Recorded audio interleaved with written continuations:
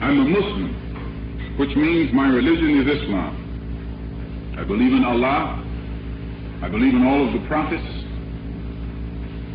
whoever represented God on this earth. I believe what Muslims believe: prayer, fasting, charity, and the pilgrimage to the Holy Land, Mecca, which I've been fortunate to make 4 or 5 times. I've been fortunate to make twice, but while I was there, I went on into Mecca 4 or 5 different times. I believe in the brotherhood of man, all men. But I don't believe in brotherhood with anybody who doesn't want brotherhood with me. This is our only difference.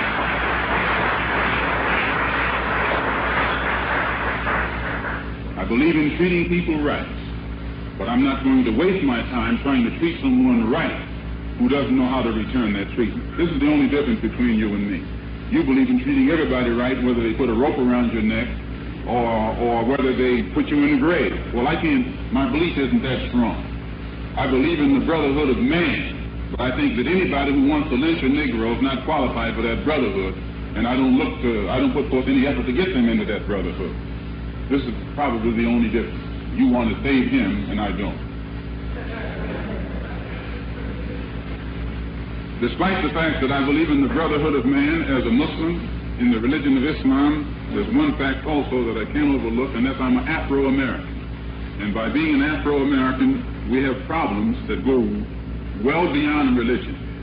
We have problems that a religious organization in itself can't solve. And we have problems that no one organization can solve or no one leader can solve.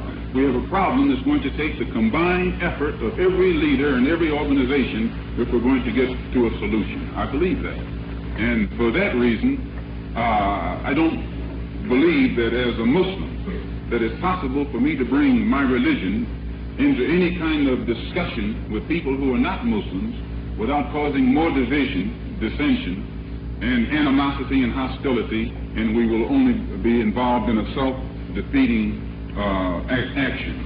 So, based upon that, there's a group of us that formed an organization. Besides being Muslims, we have gotten together and formed an organization that has nothing to do with religion at all, and it's known as the Organization of Afro-American Unity. And in this organization, we involve ourselves in the complete struggle of the Afro-American in this country, and our purpose in becoming involved with a non-religious group, it gives us the latitude to use any means necessary in order to bring an end to the injustices that we are confronted by. I believe in any means necessary.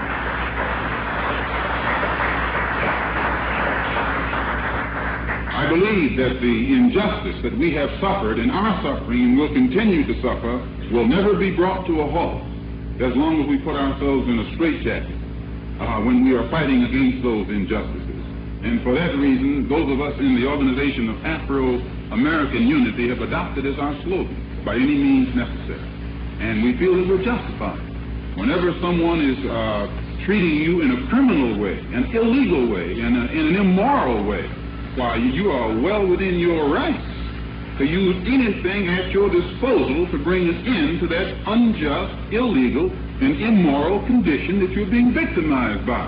I believe that, and for this reason, we try and be as peaceful and as law-abiding and as legal and as respectable as possible.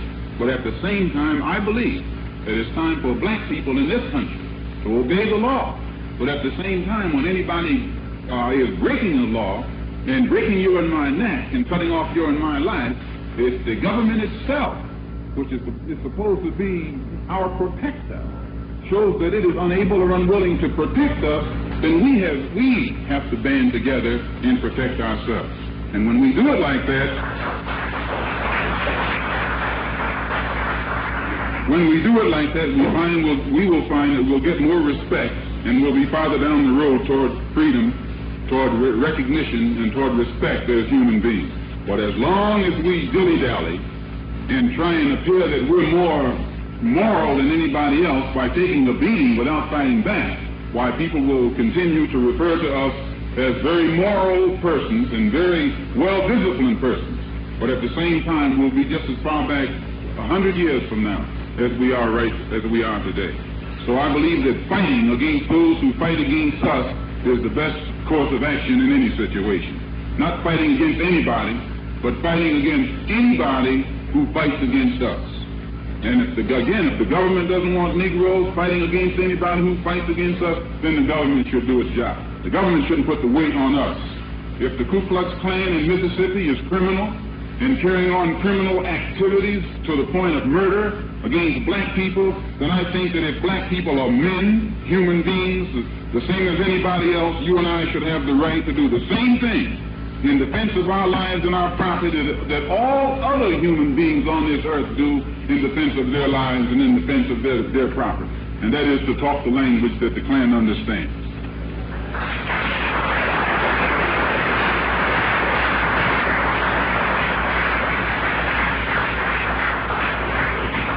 So I must emphasize that we are dealing with a powerful enemy.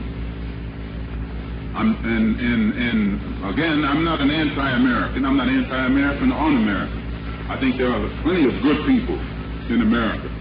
But there are also plenty of bad people in America.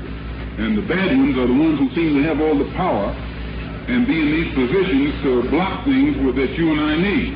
So because this is the situation, you and I have to reserve the right to do what is necessary to bring an end to that situation. And it doesn't mean that I am one who would advocate violence, but at the same time, I'm not against using violence in self-defense. In self-defense, not initiating violence, but violence in self-defense. And I don't even call it violence when it's in self-defense. It's self-defense. I call it intelligence.